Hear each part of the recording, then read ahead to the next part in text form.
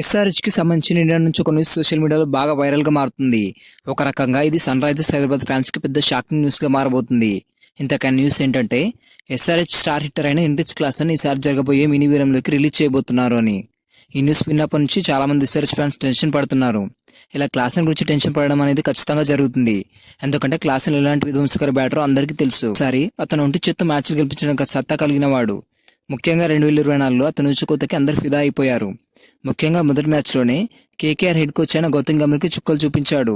అలాగే 2024లో ఎస్ఆర్హెచ్ తరఫున ఎక్కువ పరుగులు చేసిన ఆటగాడిగా కూడా క్లాసన్కి మంచి రికార్డు ఉంది.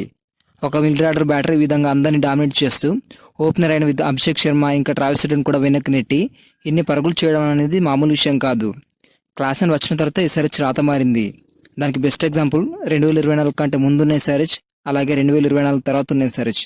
ఎందుకంటే 2024 కంటే ముందు ఎస్ఆర్హెచ్ ఒక చిన్న టీంగానే ఉండేది.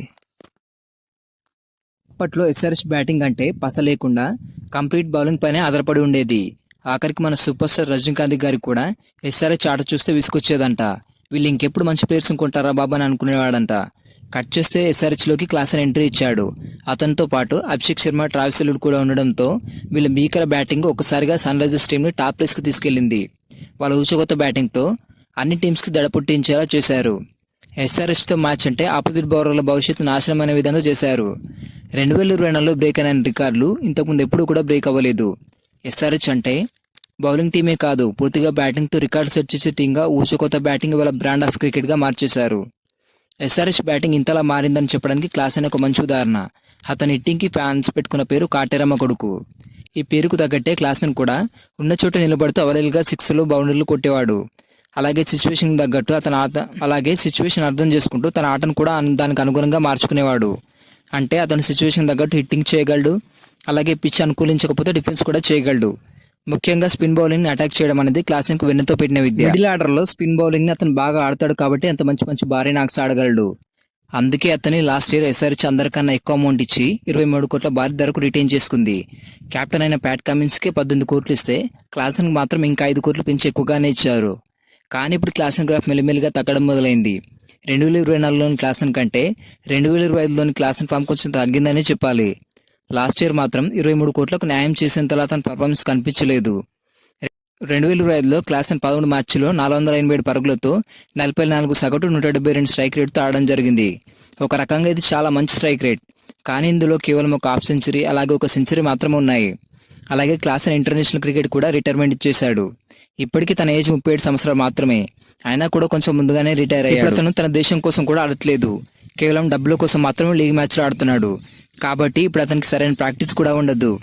ఈ సంవత్సరం తన ఫామ్ పూర్తిగా పడిపోయినా చెప్పలేం, అలా అని ఆడలేడని కూడా చెప్పలేం. అలాగే క్లాసన్ని వదులుకోవాలని ఎస్ఆర్హెచ్ కూడా మనస్ఫూర్తిగా అనుకోవడం లేదు. కానీ అతను రిలీజ్ చేసే అవకాశాలు మాత్రం చాలా ఉన్నాయి.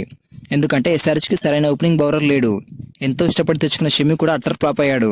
దీంతో షమిని కూడా రిలీజ్ చేయబోతున్నారు. కానీ షమిని రిలీజ్ చేయడం వల్ల అంత ఎక్కువ డబ్బులు అయితే ఉండవు. కానీ అతనితో పాటు క్లాసన్ కూడా రిలీజ్ చేస్తే ఎస్ఆర్హెచ్కి చాలా డబ్బు మిగులుతుంది.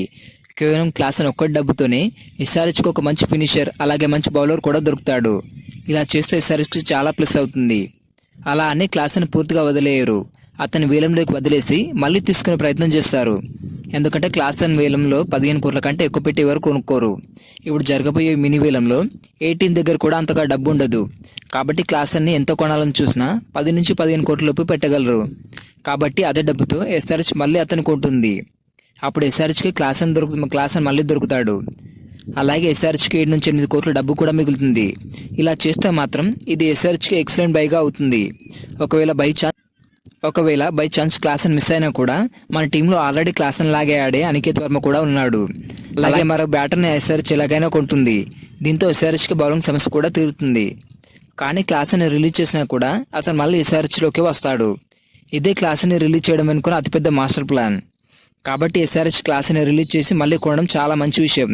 దానివల్ల ఎస్ఆర్హెచ్కి క్లాసన్తో పాటు మంచి బౌలర్ కూడా దొరుకుతాడు. కాబట్టి అతను ఎస్ఆర్హెచ్ రిలీజ్ చేసినా సరే ఫ్యాన్స్ భయపడాల్సిన అవసరం లేదు. అలాగే క్లాస్ని వదిలేస్తారా లేదా ఉంచుకుంటారా అనేది రిటర్న్ లిస్ట్ వచ్చే వరకు కూడా తెలీదు. ఈ వీడియో నచ్చినట్లయితే లైక్ చేయండి. ఇలాంటి మరిన్ని అప్డేట్స్ కోసం మన ఛానల్ని సబ్స్క్రైబ్ చేసుకోండి.